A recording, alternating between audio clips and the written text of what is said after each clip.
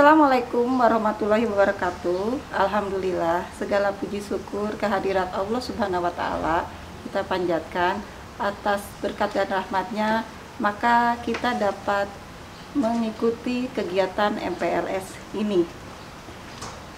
Salawat dan salam tercurah kepada Nabi besar Muhammad SAW. Yang terhormat Bapak Kepala Sekolah SMA Negeri 1 Cisarua, yang terhormat Bapak dan Ibu Wakil Kepala Sekolah SMA Negeri 1 Cisarua, staf guru, Dewan Guru dan staf tata usaha, dan selamat datang, selamat bergabung kepada siswa-siswi baru kelas 10 SMA Negeri 1 Cisarua. Perkenalkan, nama saya Ismi Sinjayani. Saya adalah guru biologi di SMA Negeri 1 Cisarua ini. Selain jadi guru biologi, saya adalah staf kurikulum. Kali ini saya menggantikan Bapak Badru Falah yang saat ini sedang sakit untuk memaparkan materi tentang kurikulum dan belajar efektif. Sebelumnya mari kita doakan kepada saudara-saudara kita, teman-teman, Bapak Ibu, kakek nenek, dan semuanya yang sedang sakit dalam situasi pandemi ini, agar semuanya bisa segera sehat kembali, bisa beraktivitas seperti biasa, seperti dahulu kala. Amin. Oke, langsung saja materi kali ini adalah tentang kurikulum. Kurikulum adalah program pembelajaran yang ada di sekolah atau disebut juga dengan rangkaian program pembelajaran. Ya, di dalam penyusunannya, kurikulum ini mengacu pada peraturan pemerintah, dalam hal ini peraturan menteri, sehingga kurikulum di seluruh Indonesia ini akan sama, ya. Apa saja yang ada di kurikulum? Di antaranya yang ada di kurikulum adalah jadwal pelajaran, ya. Di dalam jadwal pelajaran itu kalian sudah tahu ya, di SMP juga ada waktu, ada nama guru, nama mata pelajaran, jumlah jam di pelajaran, ya. Kebayangkan kalau semua program pembelajaran ini tidak diatur, tidak diprogramkan, maka akan terjadi kebingungan. Mau masuk jam berapa, pulang jam berapa, pelajarannya apa, berapa jam. Jangan-jangan di sekolah lain beda. Di sekolah satu ada 10 mata pelajaran, sekolah lain beda lagi. Maka dibuatlah suatu program yang mengacu secara nasional, kemudian diaplikasikan di tingkat sekolah, dan semua warga sekolah harus mengikuti program kurikulum ini. Nah, di dalam kurikulum ini ada penjebaran mata pelajaran dan jumlah jam dan lain-lainnya. Nah, sekarang saya akan menjelaskan apa sih perbedaan mata pelajaran yang ada di SMP dengan yang ada di SMA. Oke. Di SMA ada penjurusan. Ya, kalau di SMA Negeri 1 Cisarua ini ada 2 penjurusan, jurusan IPA dan jurusan IPS. Tapi di sekolah lain mungkin ada 3 jurusan IPA, IPS, dan bahasa. Di SMP tidak ada penjurusan. Kemudian apa yang membedakan IPA dan IPS? Di jurusan IPA ada mata pelajaran ciri khas, yaitu fisika, biologi, dan kimia, serta matematikanya juga 2 orang guru, yaitu matematika peminatan khusus untuk IPA dan matematika wajib. Sementara yang di jurusan IPS, mata pelajaran ciri khasnya adalah ekonomi, sosiologi, dan geografi. Nah, kemudian ditambah dengan sejarah. Sejarahnya 2 guru. Kalau di IPA tadi matematika, kalau di IPS sejarah. Sejarah ada sejarah peminatan dan ada sejarah wajib, itu perbedaannya. Selain itu ada mata pelajaran yang dipelajari di IPA dan IPS. Misalnya pendidikan agama Islam, PKN, bahasa Inggris, bahasa Sunda, bahasa Indonesia, PKWU atau pendidikan kewirausahaan, dan Penjaskes atau pendidikan olahraga, ya. Kemudian selain itu ada mata pelajaran lintas minat. namanya lintas. Berarti mata pelajaran ini mata pelajaran yang bukan ciri khas IPS tapi dipelajari di IPS, atau bukan ciri khas IPA dipelajari tapi dipelajarkan di IPA. Nah, lintas minat di SMA Negeri 1 Cisarua ini ada fisika, kemudian ada sastra Inggris, sastra Indonesia. Tahun-tahun lalu ada dan dengan geografi ya.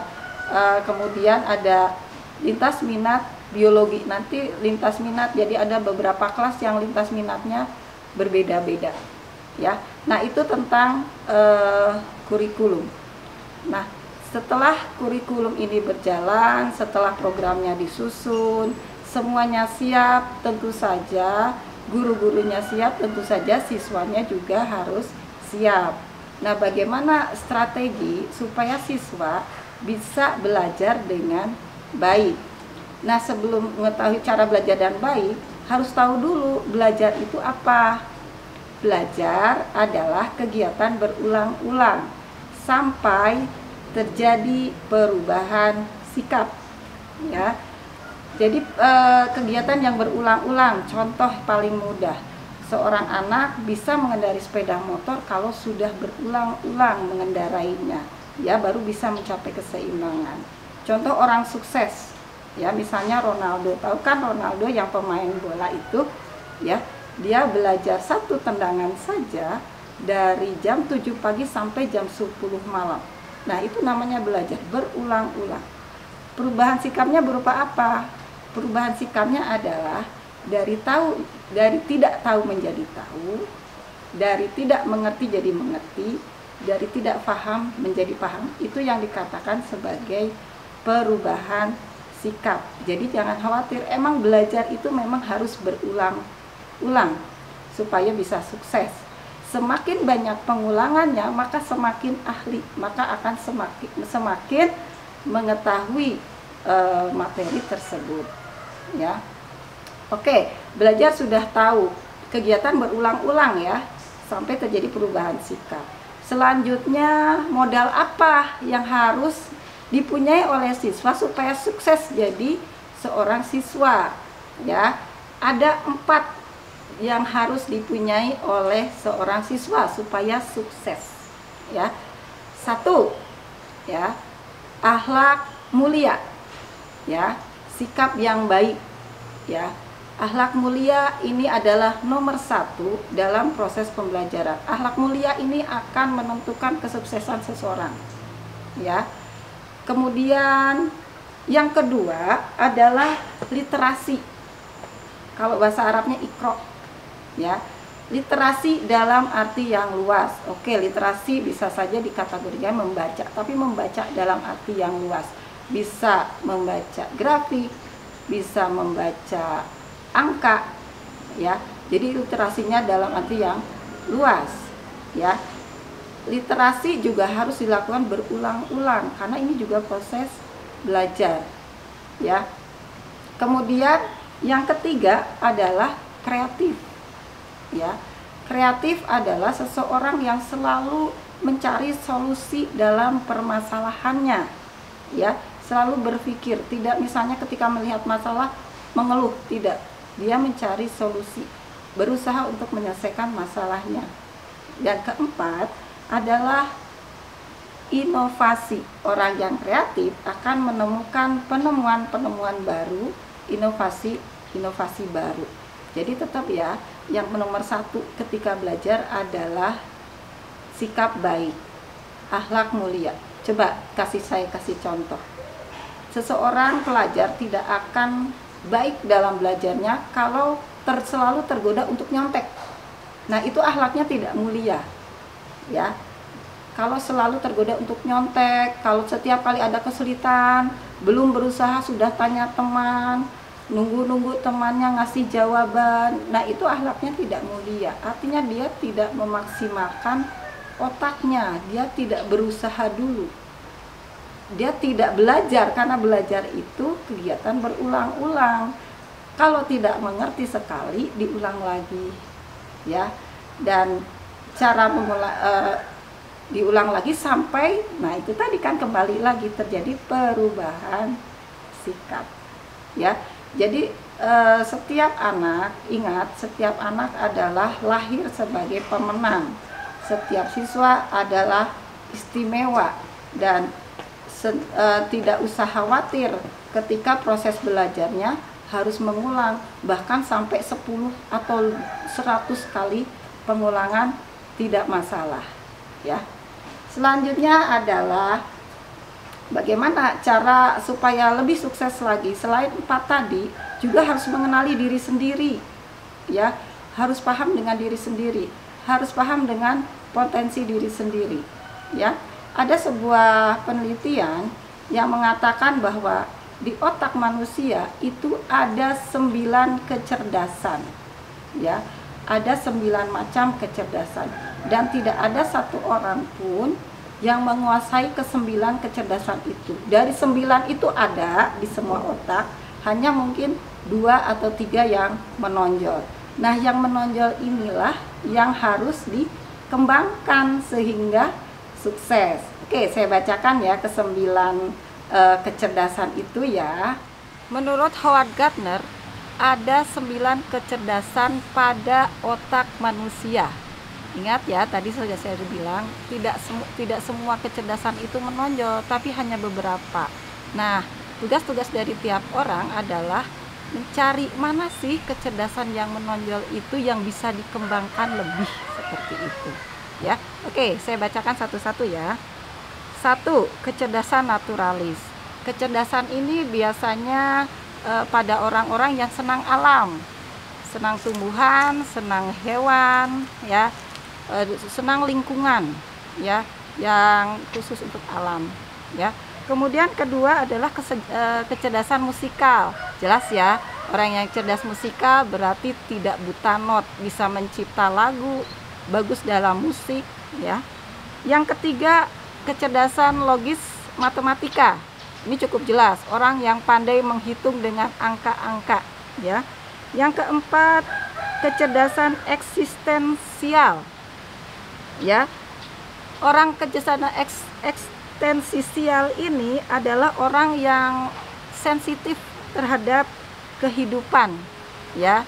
Dia mudah bergaul, kemudian peka terhadap perasaan orang lain, ya. Kemudian yang kelima adalah interpersonal, orang yang mudah bergaul, mudah berkelompok dengan orang lain, ya, bekerja sama dalam kelompok itu mudah, orang yang interpersonal, ya. Yang keenam adalah kecerdasan kinestetis tubuh. Nah, ini sudah jelas ya, orang-orang yang kecerdasan kinestetis tubuhnya orang-orang yang pandai berolahraga. Begitu lihat gerakan senam langsung hafal, cepat sekali, ya. Kemudian berikutnya adalah kecerdasan linguistik, kecerdasan berbahasa, menulis, ya, bicara, itu kecerdasan linguistik. Kemudian yang kedelapan adalah kecerdasan intrapersonal, kecerdasan orang-orang yang memahami diri sendiri, yang suka memikirkan kenapa saya hidup, kenapa ada kematian, ya. Itu ya orang-orang yang pemikirnya ke dalam, ya. Kemudian yang kedelapan adalah kecerdasan spasial, yaitu kecerdasan dalam hal menggambar, menentukan arah, menentukan letak, bisa menggambar garis lurus, pengukurannya baik, itu kecerdasan spasial. Nah, jadi itulah 9 kecerdasan itu. Bagaimana cara mengetahui dari ke-9 itu saya yang mana nih yang paling menonjol, mana yang harus dikembangkan? Kembali lagi dengan cara akhlak mulia. Kalau setiap kali belajar tidak pernah nyontek, selalu jujur, mau berulang-ulang, maka akan ketahuan di mana potensinya, ya. Kalau misalnya cepat dalam olahraga berarti kinestetis. Ingat ya, satu orang kecerdasannya menonjol di satu bidang, di satu kecerdasan lain-lainnya mungkin tidak, bisa saja tidak. Ada orang yang pandai matematika tapi tidak pandai bergaul, ya, tidak pandai bercerita, ya, bisa saja seperti itu, ya. Ya kayak Ronaldo itu tadi, dia kinestetisnya sangat baik. Mungkin kalau dikasih matematika atau musik, mungkin dia tidak bisa. Jadi dia yang mengembangkan yang mana yang merupakan kecerdasan yang menonjol itu, ya. Nah, ini yang saya jelaskan ini hanya singkat saja. Silahkan baca di Google, gampang sekali. Tinggal klik 9 kecerdasan dan silahkan gali mana potensi kalian. Ketika kalian tahu potensi kalian, maka kalian bisa tahu cara mengembangkan diri dan tidak akan menjadi orang yang mudah menyerah, tidak akan menjadi orang yang minder, tidak akan orang yang jadi pemalu, dan tidak juga merendahkan orang lain. Ya, karena dengan melihat potensi diri dan potensi orang lain, orangnya jadi stabil. Ya, ingat ya, seperti itu tentang kecerdasan, 9 kecerdasan menurut Howard Gardner. Oke. Sekarang saya simpulkan apa yang saya bicarakan tadi. Pertama tentang kurikulum. Kurikulum adalah program sekolah, program pembelajaran di sekolah, ya. Di dalam kurikulum ini mengatur bagaimana belajar mengajar ini berjalan. Kemudian yang kedua tentang belajar. Belajar itu kegiatan berulang-ulang hingga terjadi perubahan sikap, ya. Yang ketiga adalah modal utama sebagai pelajar, akhlak mulia, literasi, kreatif, dan inovasi. Dan yang keempat tadi adalah melihat potensi diri berdasarkan kemampuan otak di 9 kecerdasan. Oke, itu saja yang saya paparkan hari ini. Tetap semangat, tetap berjuang, walaupun di masa pandemi, tetap semangat belajar, tidak banyak mengeluh, terlatih terus kecerdasannya, dan terus-menerus mencari solusi, banyak literasi, banyak berdoa, dan tetap berjuang. Oke, sampai di sini. Terima kasih. Assalamualaikum warahmatullahi wabarakatuh.